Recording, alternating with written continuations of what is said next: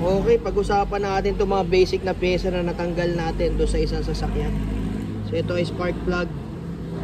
Para sa mga hindi pa nakakaalam, share lang natin, no? So ito ay spark plug. Ayan, original na iridium. Paano natin nalaman? Mayroon dito ano yun, numero. Ayan, yan. Kasi yung peke nito walang numero dito. Kahit ikot-ikuti mo, plain lang. Tapos yung font, iba din yun. Kasi yung X na yan. So yun ang mga naging palatandaan natin dito sa ganitong klaseng spark plug na to. Kasi yung denso na hindi orig na iridium, yun nga, yung mga nakita ko, iba yung print, walang numero dito. Ganyan. Iba rin yung quality. Saglit lang, nasusunog na kagad yung ibabaw. Next, brake pads. Pag ganyan na kanipis, delikado na yan, malalim na yung preno niyo. Tapos pwedeng mag-ingay na din yan. Kasi yung kabilang side nito, yun yung may wear indicator o yung parang yero na ganito. Kapag manipis na, sasayad na siya dun sa pinaka-disc. Ito nga, nakaliko eh. Itong yero mauunang sumayad dun sa rotor disc. Para gumawa siya ng ingay, pawarningan kanya kung manipis na yung preno.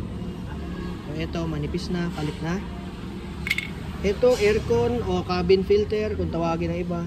Kita nyo naman, iba-ibang uri na ng insekto yun nandyan. May langaw, may lamok, may mga halaman. So, pag ganito na, humihina yung blower at yung lamig ng aircon natin. Parang sa bahay lang din ang katumbas nito, yung aircon ng bahay. May filter na nililinis, diba? Pero ito, hindi to washable. Disposable to, mga kaibigan. Ayan, oh, grabe. Biglang lamig ng aircon yan pag natanggal mo tong filter na ganito kadumi. Tapos yung aircon blower, ito yung pag ganito kabarado, ang nangyayari, kahit naka number 3, para ka lang naka number 2 or 1. Kasi nga hindi na makatagos yung hangin. So yun ang mga nangyayari pag barado yan. Ganon din dito sa air filter. Ang tunay na kulay niyan, dilaw, ayun oh. Yung iba puti. Pag gumanyan na yan, kita nyo naman, parang ito ang face mask natin, no? Pag madumi na, hindi na tayo makahinga ng maayos. So, ganun din yan. Filter sa aircon, filter sa makina. So, once na dumumi, magbara, hindi makaka-flow na maayos yung hangin, pwedeng lumakas sa gasolina, pwedeng humina ang hatak, no? So, yan ang magiging epekto ng mga maduduming filter.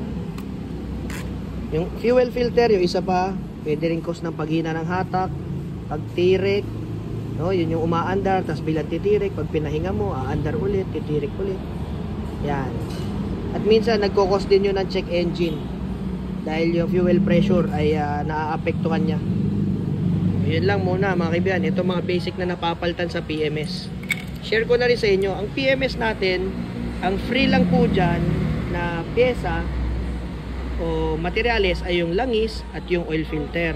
Ganon din yung mga cleaning materials.